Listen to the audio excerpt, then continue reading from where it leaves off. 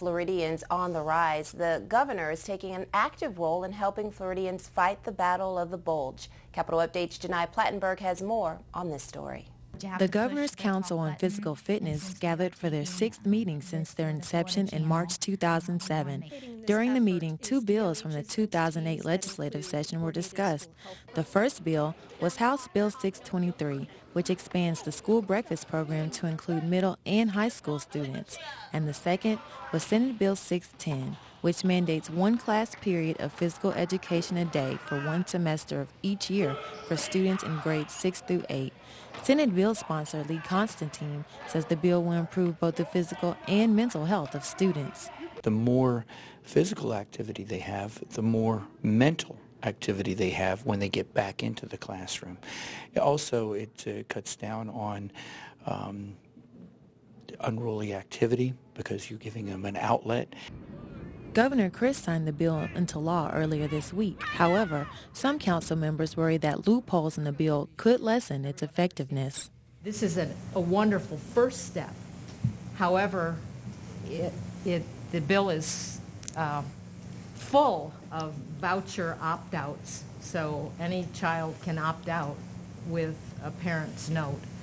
And as Kim has noted, it's unfunded, and at this time, the elementary bill still allows any person designated by the principal to teach. It does not have to be a certified teacher. So we still have some work ahead of us to bring these bills up to a logical and reasonable level. Also on the agenda was a discussion on the Governor's Fitness Challenge, complete with a slideshow. The 8-week challenge encouraged elementary students to engage in physical activity in hopes of winning prizes. Coordinators were happy with the students' results. That in itself we felt was a huge accomplishment, that children got a chance to participate in a PE program, a physical activity program at school, and get recognized for it. Although it's only been a little over a year since the council was founded, council members say they can already see the results of their efforts. For the first time, childhood obesity has leveled off, and we're confident that actions of this council, as well as others, actions and efforts, have played a part in that. But this is just the beginning, and what we have to do is be vigilant to keep, to keep focusing on this issue. For more information on the council, log on to healthyfloridians.com. For Capitol Update, I'm Gheni Platenburg. Finally found a clue that could lead them to the source of the nation's salmonella outbreak. Capitol Update's Gheni Platenburg has the latest details on this ongoing story. On Monday, the FDA announced that they had located 1 Mexican-grown jalapeno pepper that tested positive for the same rare strain of salmonella that has sickened more than 1,250 people in 43 states. Officials now believe that it is jalapenos and not tomatoes that are the real salmonella culprits. However, the tomato industry continues to feel the recall's repercussions. This is basically a disaster, except this is similar to the canker disaster with citrus, except this disaster was man-made, not an act of God.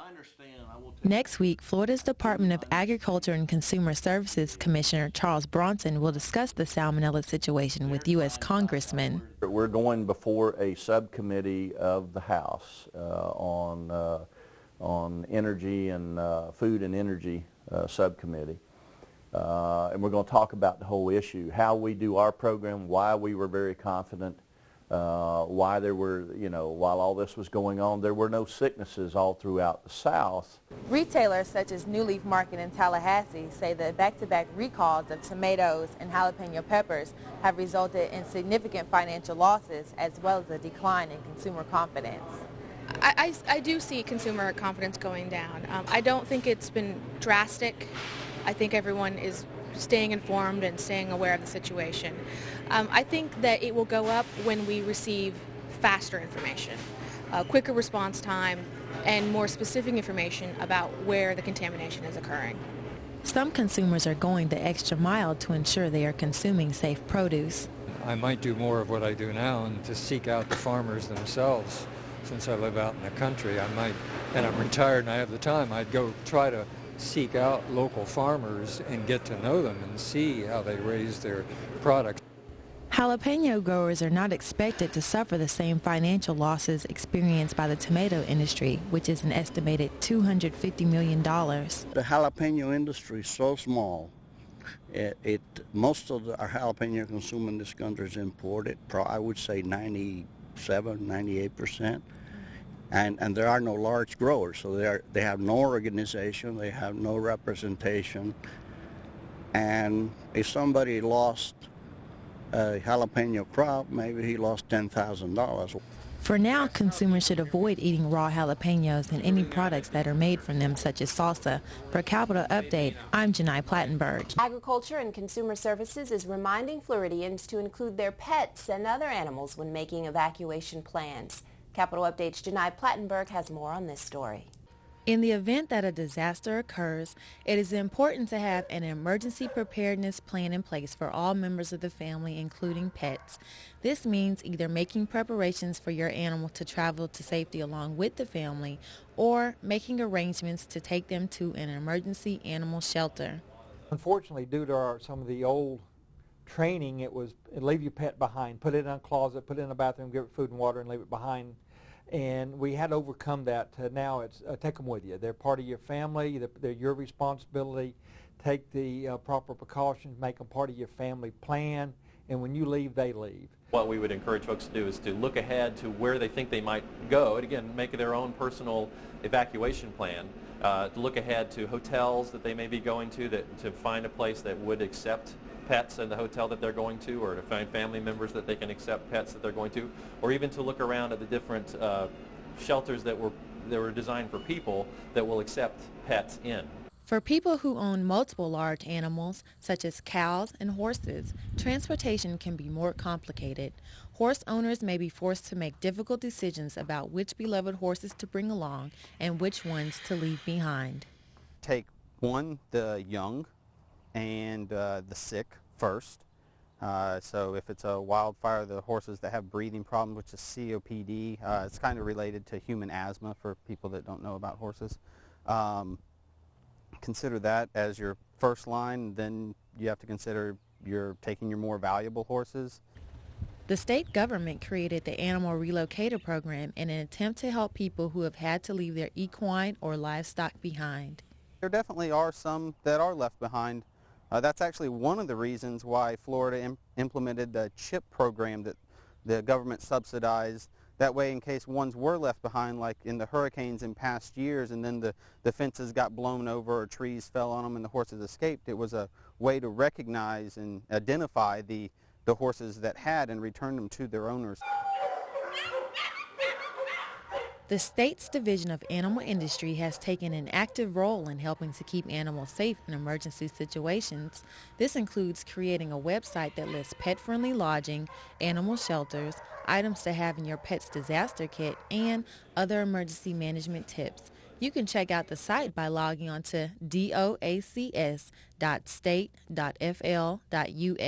For Capital Update, I'm Gheni Platenburg. Approaching, the Florida Department of Environmental Protection is urging Floridians to recycle those old analog televisions rather than just tossing them in the trash. Capital Update's Gheni Platenburg has more on this story. Beginning in February 2009, all full-powered television broadcast signals in the U.S. will cease broadcasting on their current analog channels and begin broadcasting solely in digital format. Only newer model TVs with built-in digital tuners or any TV that is hooked up to cable or satellite will be able to receive the digital signal.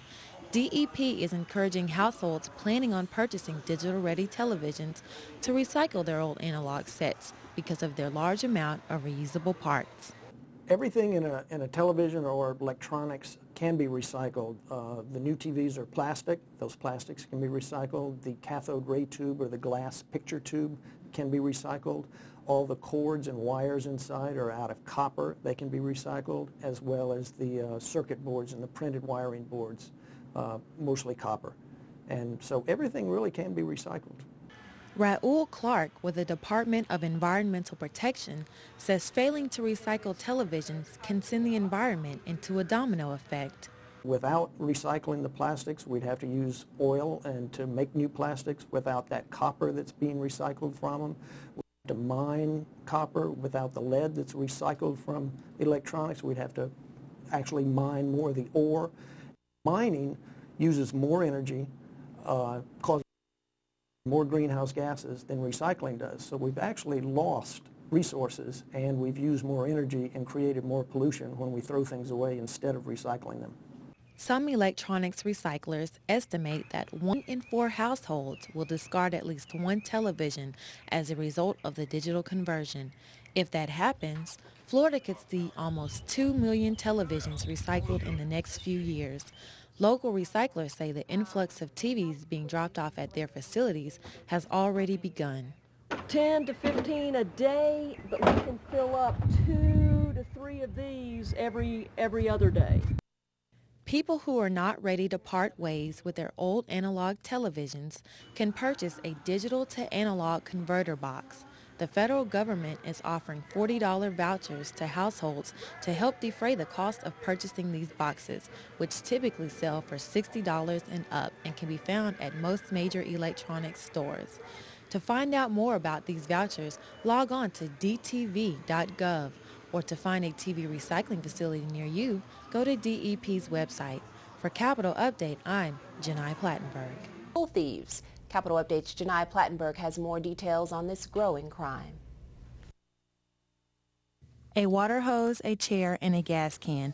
These are the only items that are needed to siphon fuel from consumers' gas tanks.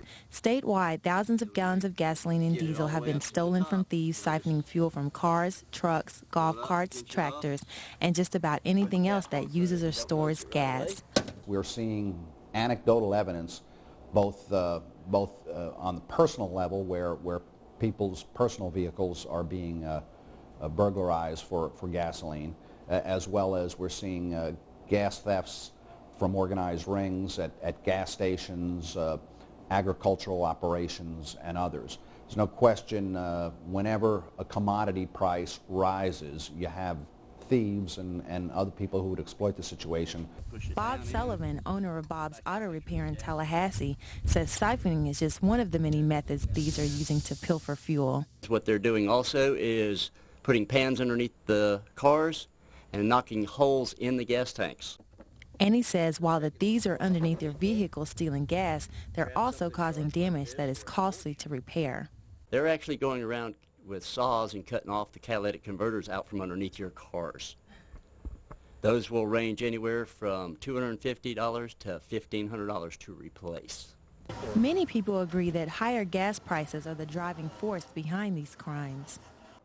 Certainly the spike in fuel theft is driven by the economy, in my opinion. That's when people have to go to work and they're paying $4, $5 for a gallon of fuel, and it comes down to having fuel to go to work or maybe having something for their family. A lot of times they're a little desperate. Sullivan, who used to tell his customers to always keep their gas tanks full, has begun to change his message. I recommend keep it at half a tank for the simple fact of if they're going to steal it, you're not going to lose $80, you're only going to lose $40. Okay? And I mean, I've been livid about telling everybody keep their car full. I used to tell everybody pretend that half was empty. The Department of Agriculture and Consumer Services is also offering motorists tips on how to avoid becoming a victim of fuel theft. A few of those tips include when pumping fuel at a gas station, never leave an activated pump unattended. Also, if purchasing a new vehicle, inquire about a locking fuel door. And lastly, report any fuel theft immediately. For more tips, log on to doacs.state.fl.us. For Capital Update, I'm Gheni Platenburg. With 78,075 plates sold, the Helping Sea Turtles Survive specialty plate ranked among the top 5 plates sold in 2007.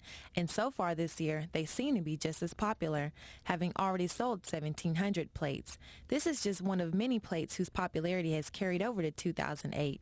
Many tag sponsors, such as the Florida Sports Foundation, which sponsors 9 professional sports teams' tags, attribute their plates' continuing popularity to good strategic advertising. Some of the teams have had a really interesting, neat promotion where they'll go out into the parking lot and take a picture of a car with a license plate on it and then put it up on the scoreboard, and you can claim your prize. We have various ways to promote them with it, but mostly it's game program announcements, website advertising. The popularity of some specialty tags versus others is also dependent upon the cause that the plate represents. Tallahassee resident Sharon Nicholson says she chose her plate because of her dedication to the environment. The environment has been damaged by a number of things in Florida, and I think it's important that we pay what money we can to preserve it. The plate's physical appearance also helps to gain new supporters. We've seen that it goes anywhere from the color of the car that they're putting it on to the colors that they like. Currently, there are 109 specialty tags in operation. However, several people have criticized the growing number of these tags, saying that they were not only oversaturating the market, but that they were also triggering too much competition amongst causes, leaving many without the funding they needed. In response to these criticisms, Governor Charlie Crist signed Senate Bill 1992 in June. This legislation placed a moratorium on any new specialty tags through 2011. With over $33 million in total sales revenue collected for the 2007-2008 fiscal year, the specialty license plate business is booming. This is especially good news for organizations such as the FWC, who depend upon the money received to fund their causes. They're an important part of our funding mechanism, and as dollars turn down, we're forced to really trim our budgets, and we've already used specialty license plate dollars to offset other shortfalls. Motorists can purchase one of these specialty tags for an additional $27 and up. For Capital Update, I'm Gheni Platenburg.